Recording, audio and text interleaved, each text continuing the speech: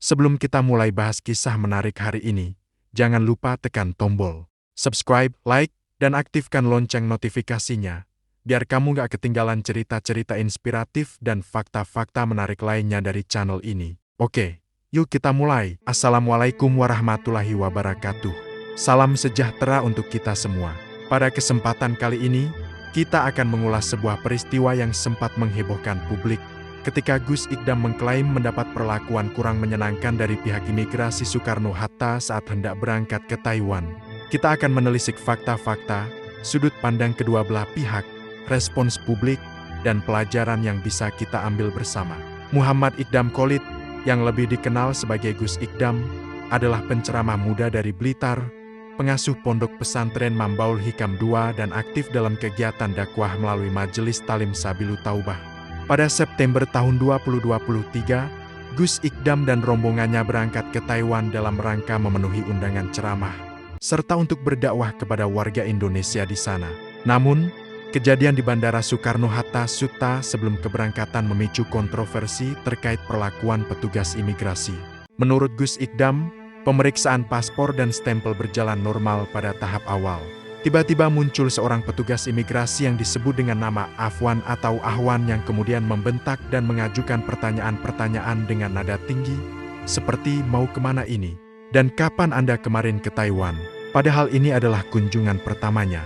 Gus Ikdam mengungkap bahwa ia mengambil foto area pemeriksaan imigrasi dengan ponsel. Petugas kemudian menegur dan meminta agar foto tersebut dihapus, dan ia bersikap kooperatif menghapusnya.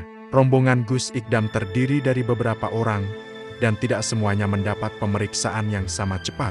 Beberapa anggota menghadapi pemeriksaan tambahan.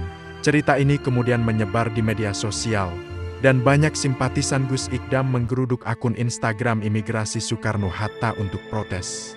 Nama oknum Afwan bahkan menjadi bahan diskusi publik. Imigrasi Soekarno-Hatta memberikan tanggapan resmi dan klarifikasi atas kejadian tersebut. Pihak imigrasi menyatakan bahwa pemeriksaan terhadap Gus Ikdam dan rombongan dilakukan sesuai prosedur dan standar pemeriksaan imigrasi.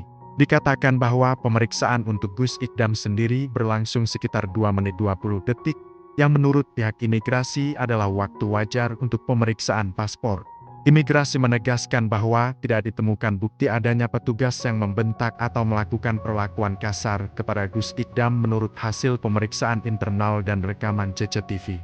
Imigrasi menjelaskan bahwa pemeriksaan tambahan dan wawancara mendalam terhadap beberapa anggota rombongan dilakukan sebagai upaya antisipasi terhadap potensi tindak pidana perdagangan manusia (TPP).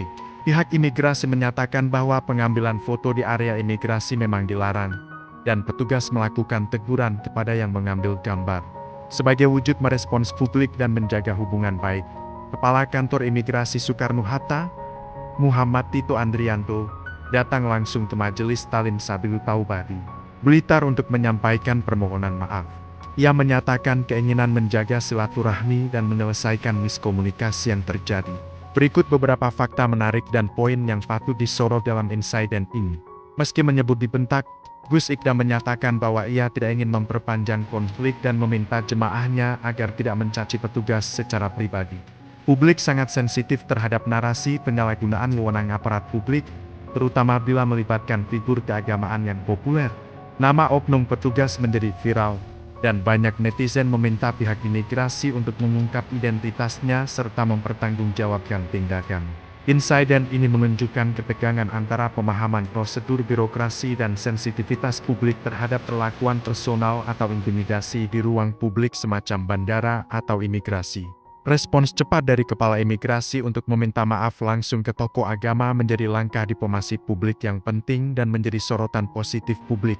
Peristiwa ini mengajak kita untuk bersikap kritis tetapi tetap bijak dalam menanggapi konflik publik. Narasi tidak selalu hitam putih. Ada versi dari kedua belah pihak yang perlu diperhatikan. Bagi petugas publik seperti imigrasi, aparat bandara, polisi, dan sebagainya. Peristiwa ini menjadi pengingat bahwa etika pelayanan publik dan komunikasi manusiawi sangatlah penting. Bagi publik dan tokoh masyarakat, Ini menjadi contoh bahwa menuntut keadilan harus dilakukan secara proporsional dengan bukti, dialog, dan jalur resmi, bukan langsung menyebar kemarahan tanpa klarifikasi. Terakhir, bahwa permohonan maaf dan dialog terbuka dapat meredam ketegangan dan menyembuhkan luka sosial yang timbul dari insiden publik. Terima kasih sudah nonton sampai akhir. Kalau kamu suka dengan konten seperti ini, jangan lupa subscribe channel ini, like videonya, dan share ke teman-temanmu supaya makin banyak yang tahu fakta dan hikmah di balik kisah Gus Ikdam vs imigrasi ini. Sampai jumpa di video berikutnya. Wassalamualaikum warahmatullahi wabarakatuh.